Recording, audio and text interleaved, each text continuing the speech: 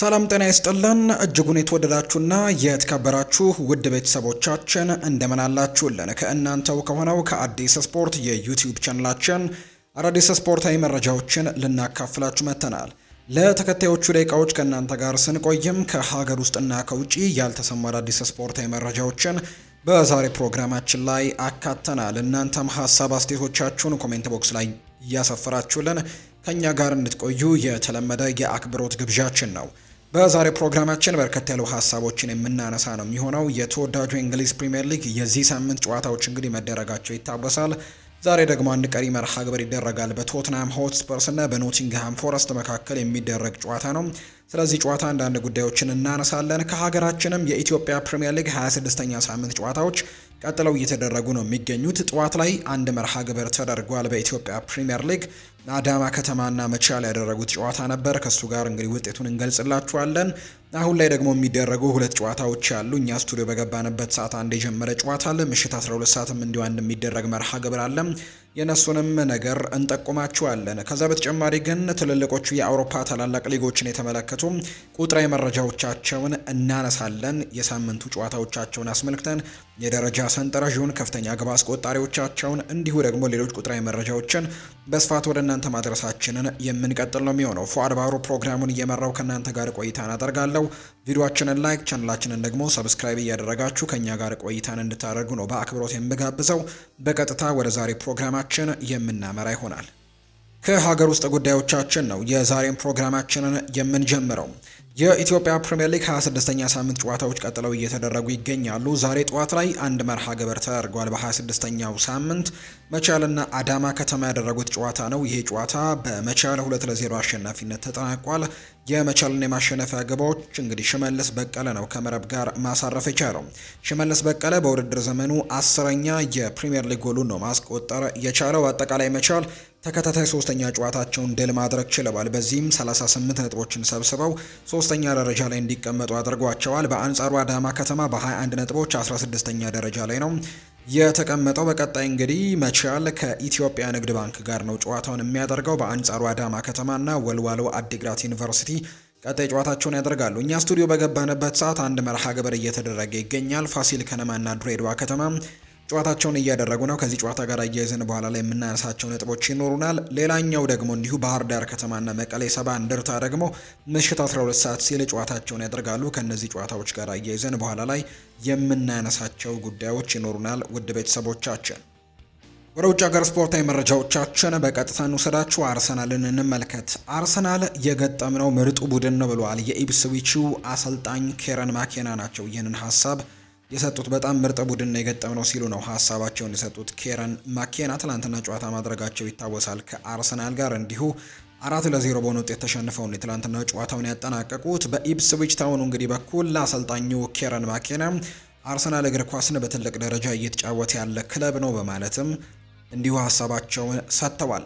በዚህ ዓመት ከገጠምናቸው የፕሪሚየር ሊግ ክለቦች አርሰናል ምርጡ ቡድን ነው ሲሉ አሰልጣኝ ኬረን ማኬና እንዲሁ ሀሳባቸውን ሰጥተዋል። አርሰናል አስደናቂ አቅም አላቸው። ለኛ ጨዋታው አስቸጋሪ ሆኖብን ነበር፣ በተለይ ደግሞ ተጫዋች በቀይ ከወጣብን በኋላ ሲሉ ነው አሰልጣኝ ኬረን ማኬና ሀሳባቸውን የሰጡት። ትላንትና እንግዲህ ጨዋታው በአርሰናል አሸናፊነት መጠናቀቁ የሚታወስ ነው።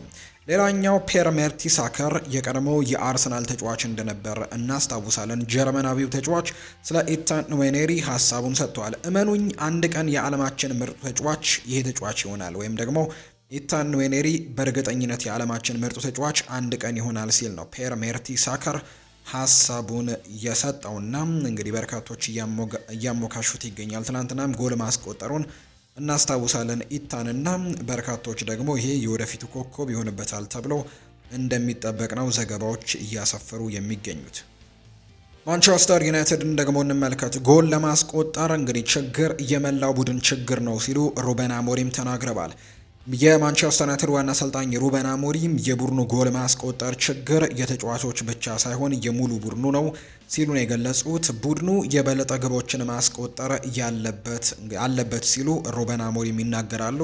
ችግሩ የራስመስ ሆይሉንድ ብቻ ሳይሆን የመላው ቡድኑ ችግር ነው ሲሉም እንዲሁ ተናግረዋል። አሰልጣኝ ሩበን አሞሪም ዴንማርካዊው የፊት መስመር አጥቂ ራስመስ ሆይሉንድ ጎል ካስቆጠረ በርካታ ጨዋታዎች መቆጠራቸውን ተከትሎ ትችቶች ሲቀርቡበት እንደነበር ይታወሳል። ራስመስ ሆይሉንድ ባለፉት 28 ጨዋታዎች ኳስና መረብን ማገናኘት የቻለው አንድ ጊዜ ብቻ ነው። ቪክተር ኦስሜን ወደ ማንቸስተር ዩናይትድ በሚያደርገው ዝውውር ዙሪያ ከወዲሁ ሙሉ የቃል ስምምነት ተደርሷል። መረጃ ደግሞ ዛሬ ከጠዋት ጀምሮ ስፖርት ዊትነስ የተባለው የመረጃ ምንጭ ይፋ እያደረገ ይገኛል። ቪክተር ኦስሜን በክረምት የተጫዋቾች የዝውውር መስኮት ወደ ማንቸስተር ዩናይትድ ሊመጣ እንደሚችል በርካቶች ግምታቸውን እየሰጡ ነው። ታይለር ዴብሊንግ ይናገራል። ማንቸስተር ዩናይትድ በሱ ላይ ፍላጎት ስለማሳየቱ ነው ሀሳቡን የሰጠው። ስለሱ ለማሰብ ሞክሬ አላውቅም። የዘውትር ተግባሬ ወደ ልምምድ ቦታ መሄድ፣ ጠንክሬ መስራትና በምችለው አቅም ሁሉ ጠንካራ ልምምድ ማድረግ ነው። ሳውዛምፕተንን ከልቤ ወደዋለሁ። እዚህ የነበርኩት ከ8 ዓመቴ ጀምሮ ነው።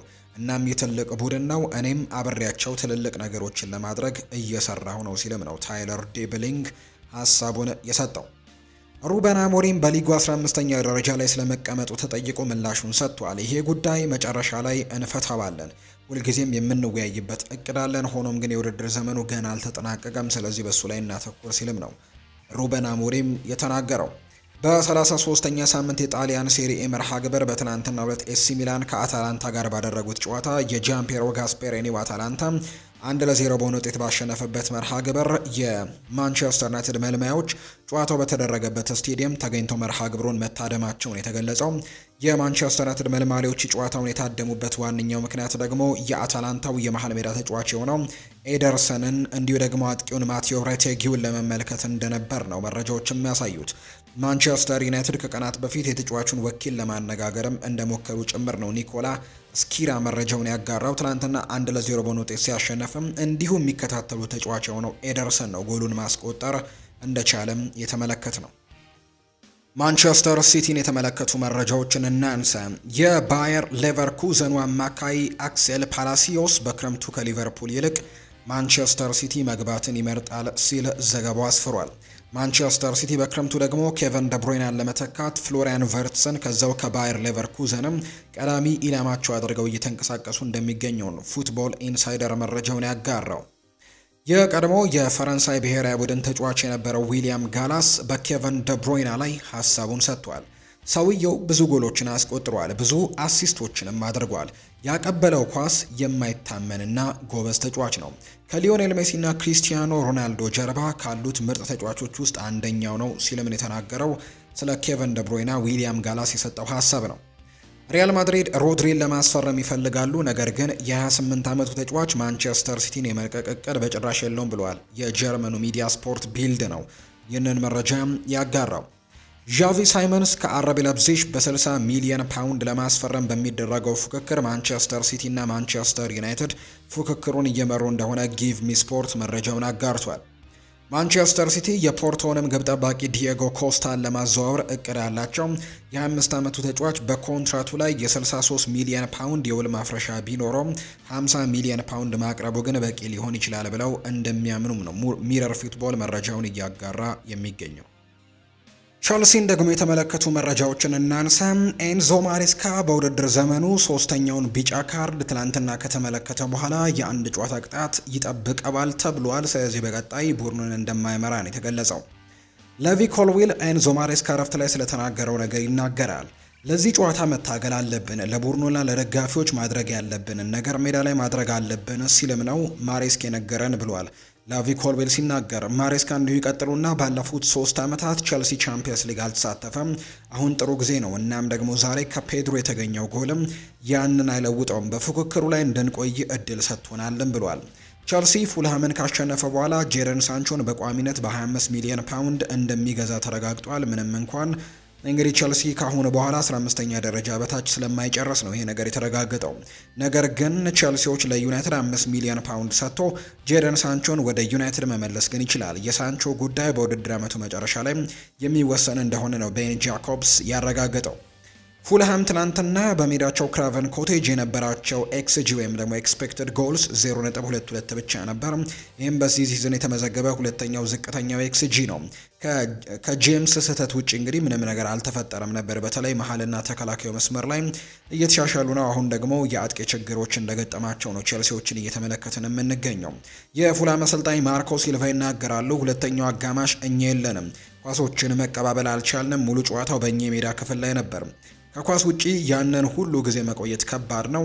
ሁለቱ ጎሎች የተቆጠሩብንም በተከላካይ ስህተት ነው ሲሉ ተናግረዋል። እንዲሁም ሀሳባቸውን የሰጡት የፉልሃም አሰልጣኝ ማርኮ ሲልቫ አሌሃንድሮ ጋርናቾ በዚህ ክረምትም የቼልሲ አጥቂ መስመር ዝርዝር ውስጥም አለ። ሌሎችም ስሞች ያሉ እንደ ኒኮ ዊሊያምስ እና ጄሚ ባይኖ ጌቴንስ ያሉ ተጫዋቾችም አሁንም በቼልሲ ፍላጎት ውስጥ ያሉ ናቸው ብሎናል ዳቪድ ኦርነስቲን በመረጃው። ሪያል ማድሪድን እንመልከት። በምሽቱ ጨዋታ ላሳያችሁት ድጋፍ ከልብ እናመሰግናለን። እናንተ ለኛ የምትሰጡን ፍቅር እኛ ምንጊዜም ለእናንተ በጣም አመስጋኞች ነን። ይህንን ድጋፍ በየጨዋታው በየቀኑ ስለምትሰጡንና ለሁሉም ነገር ደግሞ እናመሰግናለን። እናም በድሉ በጣም እንደኮራችሁም ተስፋ አለኝ። እናም እንዲህ ያለውን ደግሞ በጨዋታ እየተዝናናችሁ እንደሆነ አልጠራጠርም ብሏል ፌዴሪኮ ቫልቬርዴ ነው። ትናንትና በተለይ ወሳኙን ጎል ያስቆጠረው ተጫዋች ነው። ከጨዋታ በኋላ የሰጠው ሀሳብ ነው።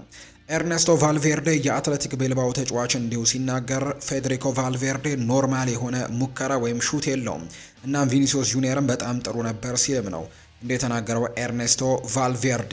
የ24 ዓመቷ ስፔናዊት የሪያል ማድሪድ የግራ መስመር ተመላላሿና አምበሏ ኦልጋ ካርሞና በክለቡ ቤት ኮንትራቷን አታደሰም።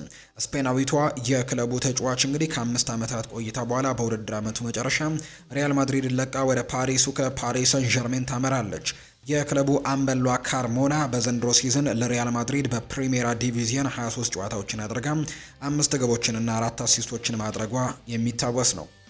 ሮድሪጎ ጓይስ ይናገራል። በኢንስታግራም ገጹ ላይ ሲናገር ይህ ቡድን መቼም ተስፋ አይቆርጥም፣ ይነሳል፣ ከዛም የቻለውን ሁሉ ለማድረግ ይቀጥላል። አስፈላጊና ወሳኝ ሳምንት እየደረሰ ነው፣ ለዛ መዘጋጀት አለብን ሲልም ነው ሮድሪጎ ጓይስ የተናገረው። የፊታችን ቅዳሜ በባርሴሎናና በሪያል ማድሪድ መካከል የሚደረገው ተጠባቂው የኮፓ ዴል ሬይ የፍጻሜ ጨዋታን የሚመሩት ዳኛ ይፋ ተደርገዋል። ተጠባቂውን የኤል ክላሲኮ ጨዋታ የ39 ዓመቱ ዳኛ ሪካርዶ ቦርጌስ በመሃል ዳኝነት እንደሚመሩት ነው ይፋ የሆነው። ዳኛው ከዚህ በፊት በሶስት አጋጣሚዎች የኤል ክላሲኮን ጨዋታ የመሩ ሲሆን ሁለቱ ባርሴሎና ሲያሸንፍ፣ አንዱ ደግሞ ሪያል ማድሪድ አሸንፏል። ዋነኛው ዳኛ እንግዲህ ከዚህ በፊት በ2017 በሪያል ማድሪድ እና በባርሴሎና መካከል በተደረገው የስፔን ሱፐር ካፕ ጨዋታ ክሪስቲያኖ ሮናልዶን በቀይ ካርድ አሰናብተውት ነበር። የኮፓ ዴል ሬው የፍጻሜ ጨዋታ የፊታችን ቅዳሜ ምሽት 5 ሰዓት ላይ እንደሚደረግም ነው የወጣው መርሃ ግብር የሚያሳየው። አሁን ደግሞ የሳምንቱን ቁጥራዊ መረጃዎችን እንመልከት። የተወዳጁ እንግሊዝ ፕሪሚየር ሊግ የ33ኛ ሳምንት ጨዋታዎች ተደርገዋል። ዛሬ ነው የሚጠናቀቀው። ኖቲንግሃም ፎረስት እና ቶተንሃም በ33ኛው ሳምንት ጨዋታቸውን አላደረጉም። ሁለቱ ቡድኖች ዛሬ እርስ በርስ ጨዋታቸውን የሚያደርጉ ይሆናል። ለሁለቱም በጣም ወሳኝ ነው ተብሎ ይነሳል። በእርግጥ ለቶተንሃም ዳትማች ወሳኝ የሚሆን ጨዋታ እንኳን አይሆንም። ምክንያቱም ቶተንሃም ዛሬ ማሸነፍ የሚችል ከሆነ ነጥቡን ማሻሻል የሚችልበትን አጋጣሚ በእርግጥ ማግኘት ይችላል። 13ኛ ደረጃን መረከብ የሚችልበትን ውጤት ማግኘት ይችላል። የተለየ ነገር ግን ሊፈጥርለት የሚችል አይደለም። ወደ አውሮፓ ውድድሮችም ለመመለስ በጣም ተስፋው ሩቅ ነው የዩሮፓ ሊጉን ማሸነፍ ካልቻለ በስተቀር። ነገር ግን ለኖቲንግሃም ፎረስት ግን ጨዋታው እጅግ ወሳኝ ይሆናል ተብሎ ይጠበቃል። አሁን ላይ 6ኛ ደረጃ ላይ ነው የተቀመጡት። ከአውሮፓ ቻምፒየንስ ሊግ ውጪ ናቸው አሁን ላይ። ነገር ግን ጨዋታውን ማሸነፍ የሚችሉ ከሆነ ነጥቡን 60 ደርሶ 3ኛ ደረጃነትን ከኒውካስል ዩናይትድ መረከብ የሚችልበት እድል ስላለው በጣም ወሳኝ ጨዋታ ዛሬ ምሽት 4 ሰዓት ላይ በቶተንሃም ሆትስፐርስ ስቴዲየም ይደረጋል። 33 ሳምንታትን በተጓዘው የተወዳጁ እንግሊዝ ፕሪሚየር ሊግ ግን ሊቨርፑል 79 ነጥቦችን ሰብስቦ ሊጉን እየመራ ነው የሚገኘው። ሻምፒዮን ለመሆንም አንድ ጨዋታን ማሸነፍ ወይም 3 ነጥብ ብቻ ማሳካት በቂው ነው። ከዚህ በኋላ አርሰናል በ66 ነጥቦች ሁለተኛ ደረጃ ላይ ተቀምጠዋል። ኒውካስል ዩናይትድ በ59 ነጥቦች ሶስተኛ ነው። ማንቸስተር ሲቲ በ58 አራተኛ፣ ቼልሲ በ57 አምስተኛ፣ ኖቲንግሃም ፎረስት በ57 ስድስተኛ፣ አስተን ቪላም በ57 ሰባተኛ ደረጃ ላይ ነው የተቀመጡት። ሶስተኛ ደረጃ ላይ ከሚገኘው ኒውካስል ዩናይትድ እና ሰባተኛ ደረጃ ላይ ከሚገኘው አስተን ቪላ ያላቸው የነጥብ ልዩነት 2 ብቻ ነው። እነዚህ ቡድኖች እንግዲህ አንዳቸው ነጥብ የሚጥሉ ከሆነ ከአውሮፓ ቻምፒየንስ ሊግ ለማፈግፈግ እንግዲህ በጣም ከጫፍ ያሉ ናቸው ወይም ማሸነፍ ይጠበቅባቸዋል። በጣም ትልቅ ፉክክር ዘንድሮ በአውሮፓ ቻምፒየንስ ሊግ ለመሳተፍ በሚደረገው ቦታ ላይ ልንመለከት እንችላለን ተብሎ ነው የሚታሰበው። ኒውካስል፣ ማንቸስተር ሲቲ፣ ቼልሲ፣ ኖቲንግሃም እና አስተን ቪላ በጣም በትልቅ ፉክክር ላይ ያሉ ቡድኖች እንደሆኑ እየተመለከትን ነው የምንገኘው።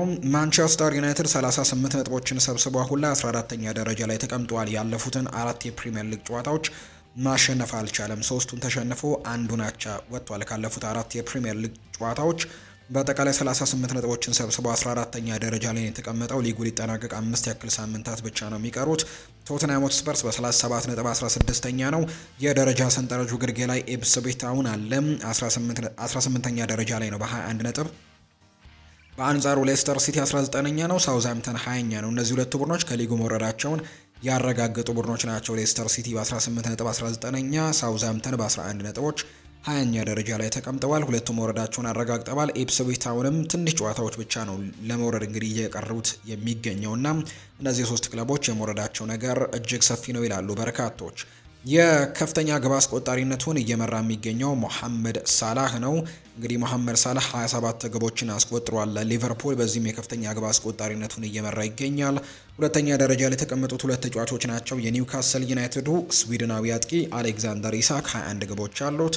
የማንቸስተር ሲቲው ኖርዌያዊ አጥቂ ኤርሊንግ ብራውት ሃላንድም 21 ግቦችን ማስቆጠር የቻሉ ተጫዋቾች ናቸው። የብሬንትፈርዱ ብሪያን ምቤሞ እና የኖቲንግሃም ፎረስቱ ክሪስ ውድ ደግሞ 18 ግቦችን በማስቆጠር ተከታትለው የተቀመጡ ተጫዋቾች ናቸው። የአሲስቱንም ደረጃ ሞሐመድ ሳላህ ነው እየመራ የሚገኘው 18 አሲስቶችን በማድረግ እየመራው ይገኛል። የኒውካስል ዩናይትድ ጃኮብ መርፊ በ11 አሲስቶች ሁለተኛ ነው። አንቶኒ ሮቢንሰን ከፉልሃም፣ ቡካዮ ሳካ ከአርሰናል እና ሚኬል ዳምስጋርድ ከብሬንትፈርድ ደግሞ 10 አሲስቶችን በማድረግ ተከታትለው የተቀመጡ ተጫዋቾች ያደርጋቸዋል። የተወዳጁ የእንግሊዝ ፕሪሚየር ሊግ እንግዲህ እነዚህ ነው ቁጥራዊ መረጃዎችም ይመስሉት። የስፓኒሽ ላሊጋም ጨዋታዎች በዚህ ሳምንት ቀጥለው ተደርገዋል። ትልቅ ትንቅንቆችን ተመልክተናል። በዚህ ሳምንት ባርሴሎና 3-1 ከመመራት ተነስቶ ጨዋታውን ባለቁ ሰዓት ባስቆጠራቸው ግቦች 4-3 አሸንፎ መውጣቱን እናስታውሳለን። ሪያል ማድሪድ ትላንትና በመጨረሻዎቹ ጥቂት ሰከንዶች ላይ ነው ጎል አስቆጥሮ በፌዴሪኮ ቫልቬርዴ ጨዋታውን 1-0 ማሸነፍ የቻለውና ትልቅ ፉክክር እየተደረገ ይገኛል። አሁንም የነጥብ ልዩነቱ በ4 እንደቀጠለ ነው የሚገኘው። ባርሴሎና 32 ሳምንታትን በተጓዘውና 6 ሳምንታት ብቻ በቀሩት የስፓኒሽ ላሊጋ 73 ነጥቦችን ሰብስቦ በአንደኝነት የተቀመጠ ቡድን ነው። ሪያል ማድሪድ በ69 ነጥቦች አለው ፉክክሩ ላይ ያለ ነው። 69 ነጥቦችን ይዞ ሁለተኛ ነው።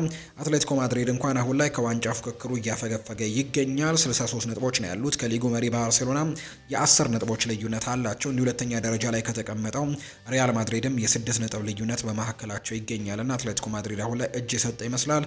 ነገር ግን ሶስተኛ ደረጃ ላይ ተቀምጧል። አትሌቲኮ ቤልባኦ በ57 ነጥቦች አራተኛ ነው። ቪያሪያል አምስተኛ ደረጃ ላይ መቀመጥ የቻለበትን አጋጣሚን የተመለከት ነው። እንግዲህ የደረጃ ሰንጠረዡ ግርጌ ላይ የሚገኙት ዴፖርቲቮ አላቬስ 31 ነጥቦች ያሉት፣ ሌጋኔሽ 29 ነጥቦች ያላቸው፣ እንዲሁ ደግሞ ቫያዶሊድ 16 ነጥቦችን የያዘ ቡድን ነው። እነዚህ ላለመውረድ ከስር የሚቀመጡ ቡድኖች ናቸው። የከፍተኛ ግብ አስቆጣሪነቱን እየመራ የሚገኘው ሮበርት ሌቫንዶስኪ ነው። 25 ግቦችን በማስቆጠር ከፍተኛ ግብ አስቆጣሪነቱን እየመራው ይገኛል። የሪያል ማድሪዱ ኬሊያን ምባፔ በ22 ግቦች ሁለተኛ ደረጃ ላይ ተቀምጧል። አንቴ ቦሚደር ከኦሳሱን 18 ግቦች አሉት። ኦኢሃን ሳንሴት ከአትሌቲክ ቤልባኦ 15 ግቦችን እንግዲህ ሲያስቆጥር፣ ራፊኒያም እንዲሁ 15 ግቦችን ያስቆጥረዋል። ከባርሴሎና አራተኛ ደረጃ ላይ ነው የተቀመጠው። የአሲስቱን ደረጃ እየመራ የሚገኘው ላሚን ያማል ነው። 12 አሲስቶችን በማድረግ ይመራዋል። የባርሴሎናው ራፊኒያ በ9 አሲስቶች ሁለተኛ ደረጃ ላይ ተቀምጠዋል። ኢኒያኪ ዊሊያምስ ከአትሌቲክ ቤልባኦ 8 አለው። አሌሃንድሮ ቤርጌር ሮሜሮ ከአትሌቲክ ቤልባኦ፣ አሌክስ ቤይና ከቪያሪያል፣ ዳኒ ሮድሪጌስ ከማዮርካ፣ ጁድ ቤሊንጋም ከሪያል ማድሪድ እና ሰርሂ ካርዶና ከቪያሪያል እነዚህ ተጫዋቾች ደግሞ 7 አሲስቶችን ማድረግ የቻሉ ተጫዋቾች ናቸው። በስፓኒሽ ላሊጋ የጀርመን ቡንደስሊጋ ጨዋታዎችም ቀጥለው ተደርገዋል። በዚህ ሳምንት እንግዲህ የሊጉ መሪ የሆነው ባየር ሚኒክ ሲያሸንፍ፣ ተከታዩ ባየር ሌቨርኩዘን ግን ነጥብ ጥሏል። ስለዚህም ያላቸው የነጥብ ልዩነት ወደ 8 ሰፍቷል። አሁን ላይ በጀርመን ቡንደስሊጋ እንግዲህ 30 ሳምንታት ተጉዟል። እንግዲህ የጀርመን ቡንደስሊጋ 34 ሳምንታት እንዳሉት ይታወቃል። ስለዚህ ሊጠናቀቅ 4 ያክል ሳምንታት ብቻ ነው የሚቀሩት።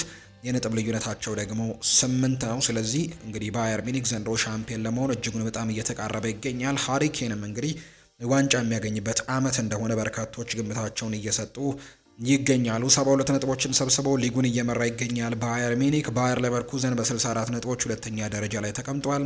አይንትራክ ፍራንክፈርት በ52 ነጥቦች ሶስተኛ ደረጃ ላይ የተቀመጠ ቡድን ነው። አርቢ ላይፕዚግ በ49 ነጥብ አራተኛ ደረጃ ላይ ተቀምጧል። ቦሩሲያ ዶርትመንድ ትላንትና ማሸነፍ ችሏል፣ ደረጃውንም አሻሽሏል፣ ሰባተኛ ደረጃ ላይ መጥቷል። በ45 ነጥቦች እንግዲህ ሰባተኛ ደረጃ ላይ የተቀመጠ ቡድን ሆኗል። የደረጃ ሰንጠረዡ ግርጌ ላይ ሄዲንሃም በ22 ነጥቦች፣ ቦሃም በ20 ነጥቦች እና ሆልስቲን በ19 ነጥቦች የመጨረሻዎቹን 3 ደረጃዎች የያዙ ቡድኖች ናቸው። የከፍተኛ ግብ አስቆጣሪነቱን ሃሪኬን እየመራው ይገኛል። አሁንም 24 ግቦችን አስቆጥሯል። ፓትሪክ ሺክ 18 ግቦች አሉት። ሴሪሁ ጉራይሲ 16 ግቦችን ያስቆጠረ ተጫዋች ነው። ጁኒያን ቡርካት እንዲሁ ኦማር ማርሙሽ እና ቲም 15 ግቦችን ማስቆጠር የቻሉ ተጫዋቾች ናቸው። ኦማር ማርሙሽ አሁን ላይ በሊጉ የማይገኝ ተጫዋች ነው። የአሲስቱን ደረጃ እየመራ የሚገኘው ሚኬል ኦሊሴ ነው። 11 አሲስቶችን አድርጓል። ፍሎሪያን ቨርትስ ከባየር ሌቨርኩዘን እና ቪንቼንዞ ግሪፎ ከፍራይበርግ 10 አሲስቶችን እያደረጉ ይገኛሉ። ኦማር ማርሙሽ ውድድሩ ላይ ባይኖርም 9 አሲስቶች ግን አሉት።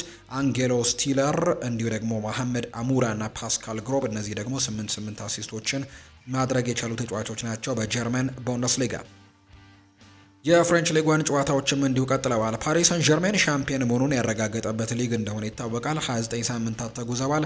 77 ነጥቦችን ሰብስቦ ሻምፒዮን መሆኑን ኦልሬዲ ያረጋግጧል። በአንጻሩ ደግሞ ኦሎምፒክ ደ ማርሴ በዚህ ሳምንት ያደረገውን ጨዋታ በሰፊ የጎል ልዩነት ማሸነፍ ችሏል። በ55 ነጥቦች ግን ሁለተኛ ደረጃ ላይ ተቀምጧል። ሞናኮ በ54 ነጥብ ሶስተኛ ደረጃ ላይ የተቀመጠ ቡድን ነው። ሊል ደግሞ በ53 ነጥብ አራተኛ ደረጃ ላይ መቀመጥ ችሏል። ሊዮን በዚህ ሳምንት ያደረገውን ጨዋታ ሽንፈት አስተናግዷል። በ51 ነጥብ ስድስተኛ ደረጃ ላይ የተቀመጠው። ሊ ሃርቬ በ27፣ ሴንቲቲየን በ27 እና ሞንፔሌ በ15 የመጨረሻዎቹን 3 ደረጃዎች ይዘዋል። የከፍተኛ ግብ አስቆጣሪነቱን እየመራ የሚገኘው ኦዝማን ዴምቤሌ ነው። ኦዝማን ዴምቤሌ 21 ግቦችን በማስቆጠር ነው የሚመራው። የማርሴው ሜሰን ግሪንውድ 18 ግቦችን በማስቆጠር ሁለተኛ ነው። ጆናታን ዴቪድ ከሊል ሶስተኛ ነው በ16 ግቦች።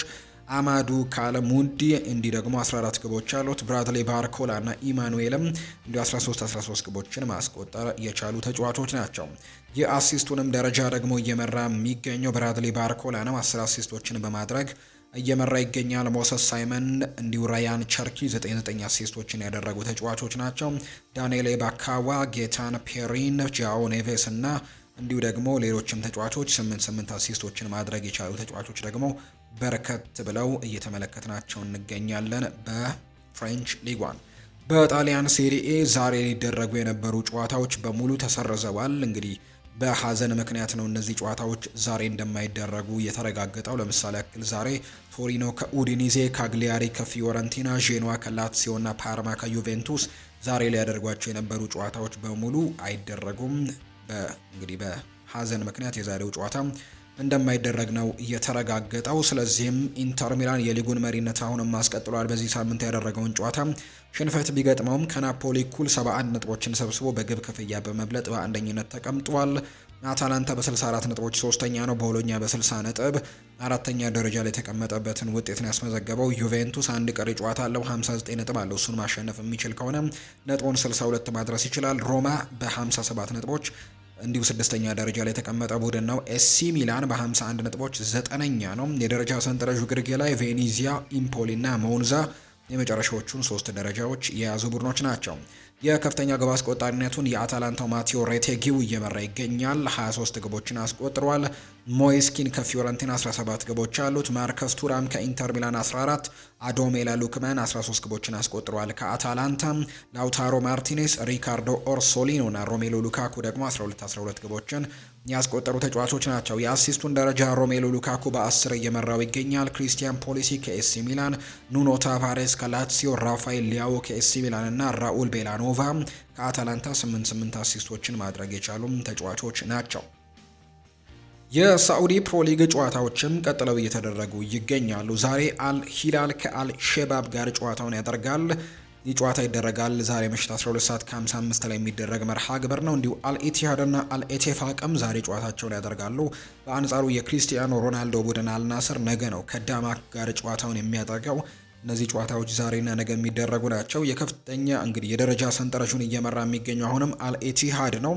65 ነጥቦችን ሰብስቦ በአንደኝነት ተቀምጧል። አልሂላሎች በ61 ነጥብ ሁለተኛ ደረጃ ላይ ተቀምጠው እየተፎካከሩ ይገኛሉ። አልናስር በ57 ነጥቦች ሶስተኛ ደረጃ ላይ የተቀመጠ ቡድን ነው። አልአህሊ ሳዑዲ 55 አለው። አልቀዲሽም እንዲሁ 55 ነጥቦችን ይዘው ተከታትለው የተቀመጡ ናቸው። የከፍተኛ ግብ አስቆጣሪነቱን አሁንም ክሪስቲያኖ ሮናልዶ ነው እየመራ የሚገኘው 23 ግቦች አሉት። አብድራዛቅ ሐምዳላህና አይቨን ቶኒ 19 ግቦችን በማስቆጠር በአራት ግቦች ዝቅ ብለው ሁለተኛ ደረጃ ላይ ተቀምጠዋል። ካሬም ቤንዜማና ማርኮስ ሊዮናርዶ ደግሞ 17 ግቦችን ያስቆጠሩ ተጫዋቾች ናቸው። የአሲስቱን ደረጃ ሙሳ ዲያቢ ከአልኢቲያድ ይመራዋል። ከዛ በ13 አሲስቶች ነው እየመራ የሚገኘው። ሳሌም አልዳውስሪ 11 አሲስቶችን አድርጓል። ክሪስቲያን ጓንካ 10 አሲስቶች አሉት። ሪያድ ማህሬዝ እና ሳዲዮ ማኔም 9 አሲስቶችን ማድረግ የቻሉ ተጫዋቾች ናቸው። የአውሮፓ ታላላቅ ሊጎችና እንዲሁ የሳዑዲ ፕሮ ሊግ የሊግ ዳሰሳዎች ደግሞ እነዚህን ነው የሚመስሉት።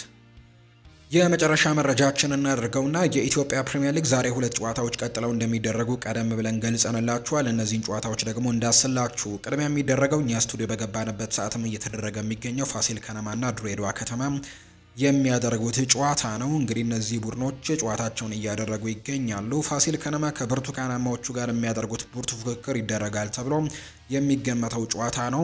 ከሶስት ጨዋታዎች የድል ግስጋሴ በኋላ ባሳለፍነው ሳምንት በኢትዮጵያ ቡና 1-0 የተረታው ፋሲል ከነማ ወደ ቀድሞ ሪትሙ ለመግባትና ከደረጃ ሰንጠረዡ አካፋይ እድገትም ለማሳየት ድልን እያሰበ ወደ ሜዳ ይገባል። ፋሲል ከነማ በሁለተኛው ዙር በብዙ መንገድ ተለውጠው ነበር የቀረቡት።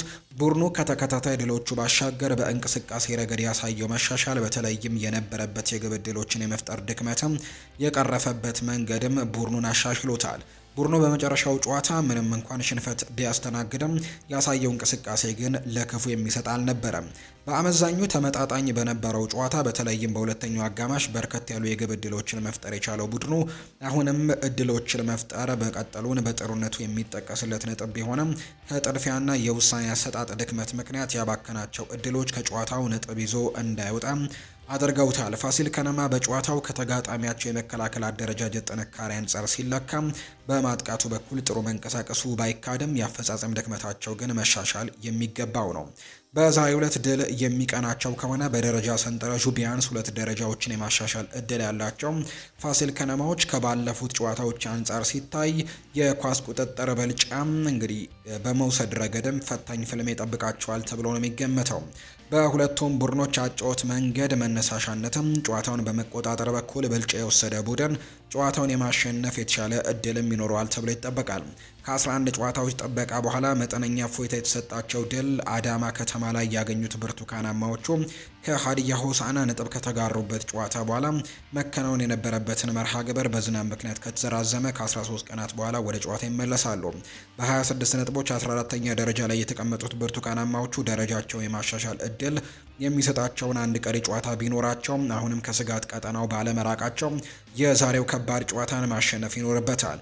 ከበላዩና ከበታቹ የሚገኙ የቅርብ ተፎካካሪዎቹ መቀሌ ሰባ እንደርታና ሐዋሳ ከተማ በመጨረሻው መርሃ ግብር ድል ማድረጋቸውን ተከትሎ ወደ ዛሬው ጨዋታ ድል በማድረግ ግዴታ ውስጥም ሆኖ የሚገባው ቡድኑ ከዚህ ቀጠና ለመራቅም ከዚህ ጨዋታ የሚያገኘው ነጥብ በእጅጉ ያስፈልገዋል ተብሎ ነው የሚታሰበው።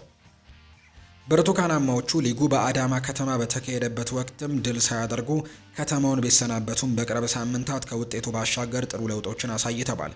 በተለይም በአራት ተከታታይ ጨዋታዎች ኳስና መረብን ሳያገናኝ ከዘለቀ በኋላ በ23ኛና በ24ኛ ሳምንት ጨዋታዎች 4 ግቦችን ያስቆጠረው የማጥቃት ክፍሉ በብዙ ረገድ ተሻሽሏል።